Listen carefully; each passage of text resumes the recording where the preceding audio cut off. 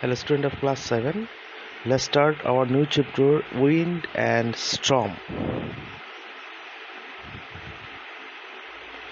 To discuss about wind and storm, at first we must know about air pressure. As we know, air is made up of many gases, water vapor, smoke and dust particles. These particles move about freely in the space. They push against the walls of the container in which they are present, thus exerting pressure. The pressure exerted by air is called air pressure. Air exerts pressure in all directions. A balloon, a bicycle tire, and a football that are filled with air retain their shape because of air pressure. To observe how air exerts pressure, we are going to perform an activity.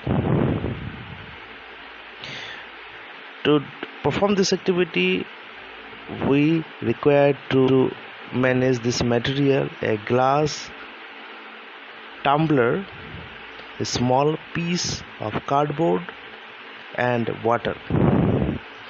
Procedure at step number 1: take a glass of tumbler that is filled with water up to the brim.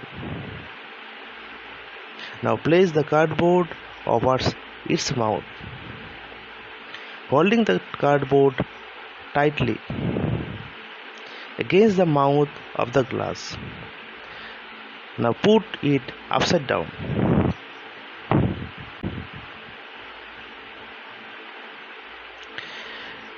We will observe that the cardboard sticks to the mouth of the glass tumbler. How this is possible? So we can conclude that this happens because the air pressure means air present outside exert a pressure on the cardboard as compared to the pressure of water inside the tumbler.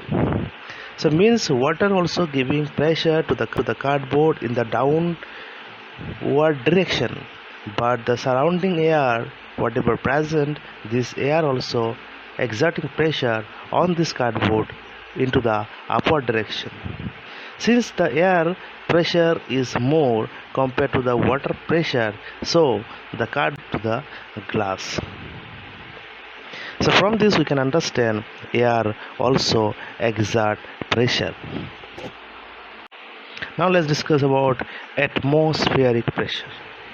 As we know, our earth is surrounded by a blanket-like structure we call atmosphere. The atmosphere exerts also pressure on earth due to the weight of the air. This pressure is called atmospheric pressure. The atmospheric pressure can be measured with a device called barometer. In a barometer, a column of mercury in a glass tube rises or falls as the weight of the atmosphere changes. Objects that are filled with air retain their shape only if the pressure of the air inside them is equal to the atmospheric pressure on their outer surface. The bursting of the cycle tubes when excess air is filled in it is an example of high air pressure. So student, remember, atmosphere giving pressure every object. Our body also getting pressure from atmosphere, and this pressure is very high, though our body is not contracting, because the air present inside our body, which is giving the outside in pressure and the atmospheric pressure are equal, so they cancel each other and our body remain at its stationary position.